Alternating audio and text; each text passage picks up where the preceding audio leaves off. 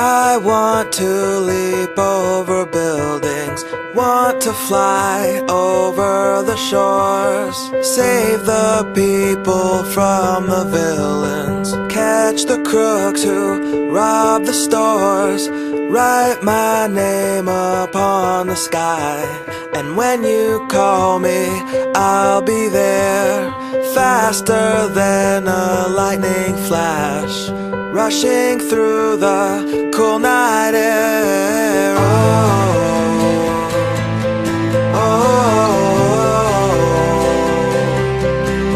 So start ignition, count to 0.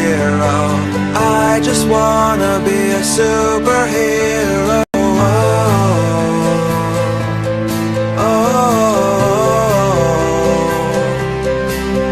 With fearless thoughts, emotions swirled, I wanna be the man that saves the world.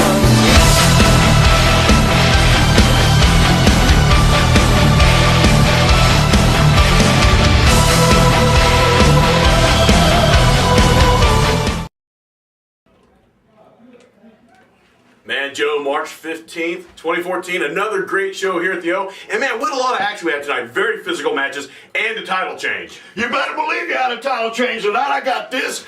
Ink, bring it home to gold, just like we said we would do. Would you stop hogging my spotlight? You always try to get in the way. We brought it tonight. Disorderly conduct. You brought your A game, kids. I'll give you that. But you tried to do it a little dirty. You tried to cheat. You tried to use Trailer Park Barbie. You tried to do every dirty tactic in the... Would you take your meds and get out of... We brought it tonight. I give you that. You're looking at real champs, boys. You put up one heck of a fight, but you came up a little short when you tried to nail me with that steel chair and you wound up eating it. So you know what? From this point on, we're making a new rule here. Open challenge. You ain't got to earn a title shot. You ain't got to jump through hoops. All you got to do is sign your name on the dotted line. You don't even have to be a tag team. You got a buddy in the back. You think you got what it takes. You think you're tough. Sign your name. We're fighting champions. We'll defend them anytime, any place, anywhere. Believe that. Believe the hype. Ink, the original, the one and only World Tag Team Champions. It's been your pleasure. Are you hungry? You want to go to Sonic? Well, Joe, normally we ask him to come in and we congratulate him, ask him questions, but he pretty much answered all the questions. He must be a fan of the recap. I tell you, PK, that was one incredible match they had, and I can't believe that we have new tag team champions, PK. Well, Joe, I love to see when two brothers score a title. You know, maybe someday that'll be me and our older brother Eric, but for now... What about me?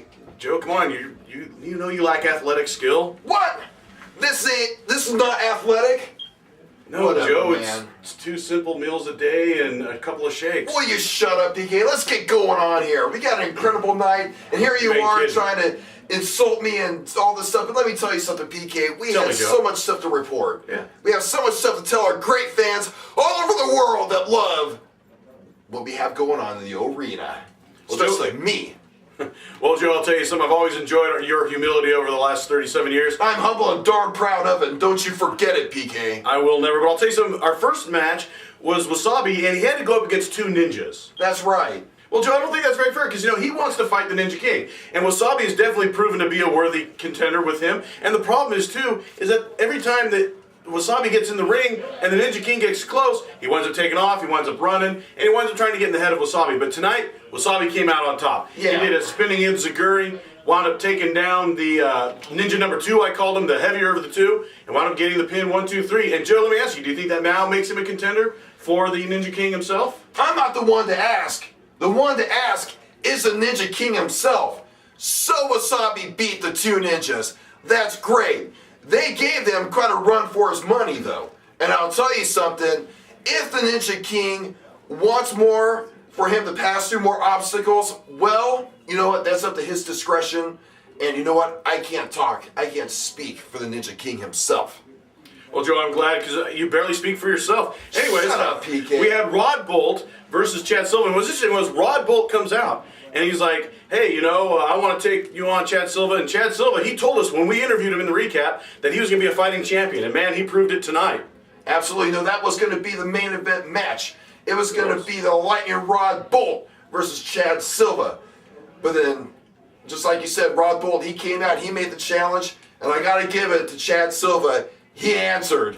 Well, Joe, you know, what happened was Chad Silva was out there. He was on top rope showing his belt off, and then Rod Bolt attacked him from behind like a coward. And that's when Gentry called the match. And, Joe, it was a great match, but what happened was when Rod Bolt was in the corner, he pulled Justice in front of him, and then Chad Silva accidentally hit him with a drop kick. Justice got in the way. That's his problem. We're talking about a ref who could barely, if he ever could, count to 3. Well, Joe, then when the ref gets knocked out, Alex Diamond Decker, you know, the younger brother with issues, which I know a lot about. Shut up, Pete. He winds up jumping in the ring, and they both start attacking. Rod Bolt and him both start attacking Chad Silva. What happened was, Rod Bolt goes to deck Chad Silva. He ducks, winds up decking Alex Diamond Decker, who then hits him with a diamond cutter, and then, you know, Chad Silva hits him with his finishing maneuver, and then winds up, you know, getting the pin. But let's not forget, you know, we had Gentry getting involved.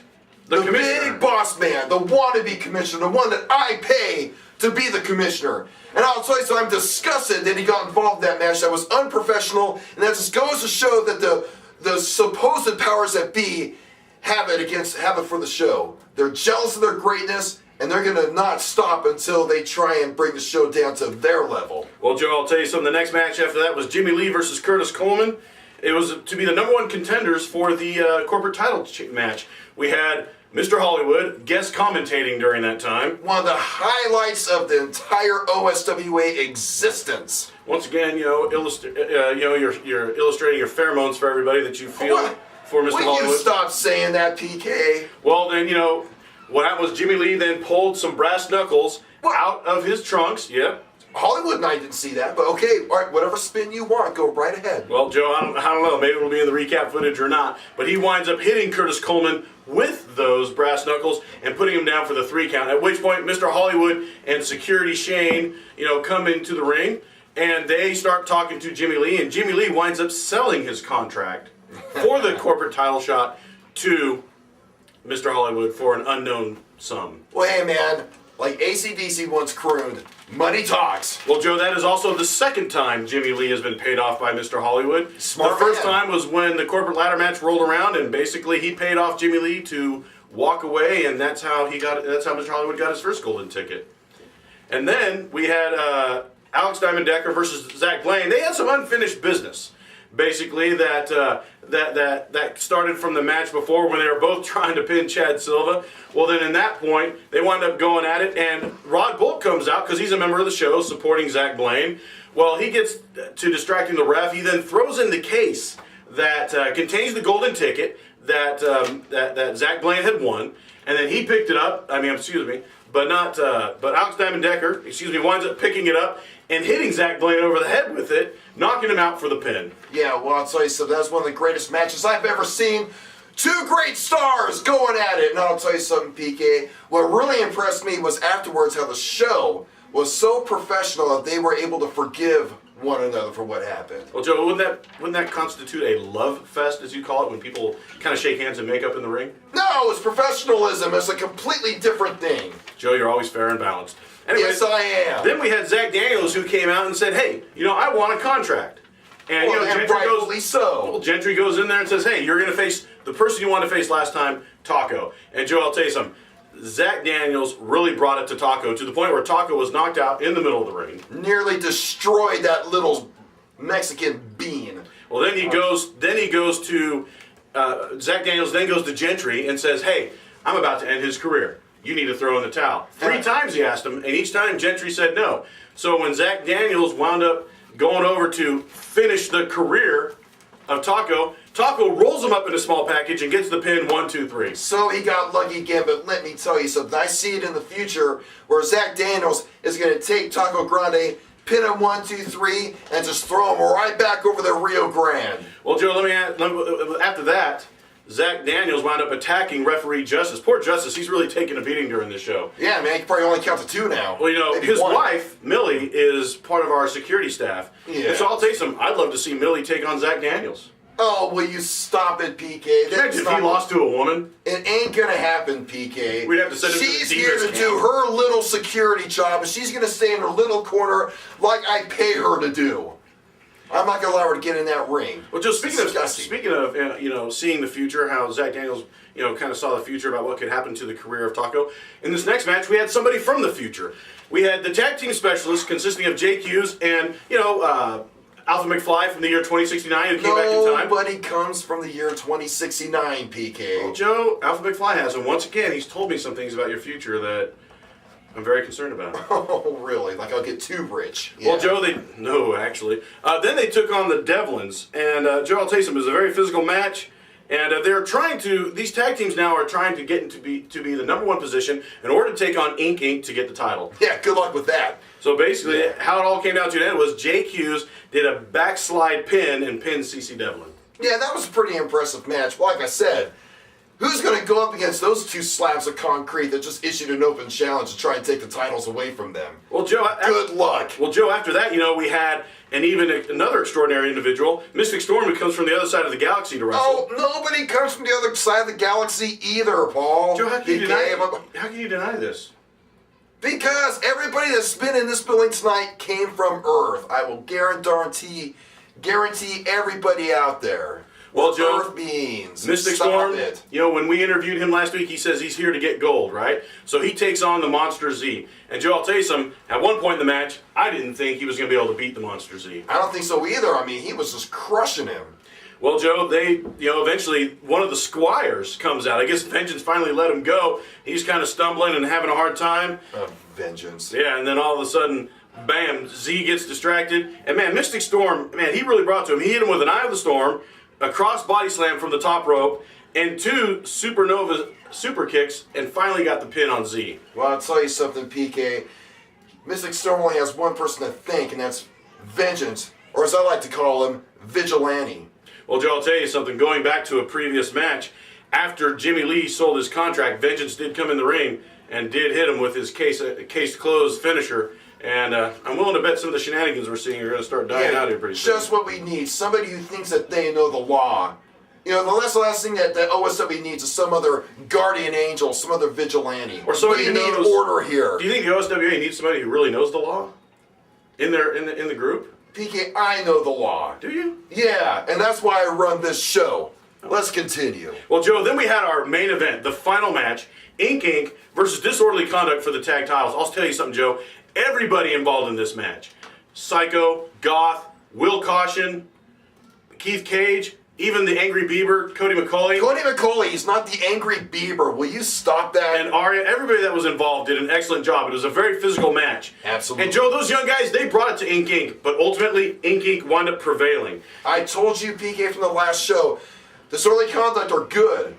They're a really good tag team, but I'll tell you something. Inc., they were just better I knew that they were walking into dangerous territory with those 2 behemoths. But Joe, I will say, Disorderly Conduct brought it to Inc. more than I thought they would. I did underestimate them. Yeah, you better be impressed with Disorderly Conduct. And I'll tell you something, we ain't seen the end of them. Well, Joe, I'll tell you something. It was a great match, but when Inc., when Psycho and Goth hit Will Caution with the Black Lotus drop for the win, man, that was it. And now we've got new tag team champions, and they've already been interviewed and answered all the questions we were going to ask. Not to mention, in one of the questions they answered, open challenge to anybody in the locker room. And I'm interested. I think they have what it takes to take on anybody. I agree, and I'm very interested to see how this goes because I think it's going to be all takers. I could see maybe the tag team specialists doing an open challenge. I can see the Devlins who want that gold back. And of course, we've got Disorderly Conduct who do have their rematch clause in effect. That's right, they do. They have that rematch clause. It's awesome. Well, fans, our next show is going to be March 29th. It's the 5th Saturday, so it's our Dollar Mania. Every ticket is $1. As well, we're starting to do pre-sales for our April show, Heroes vs. Villains. And so you can pre-order your tickets and reserve your seat.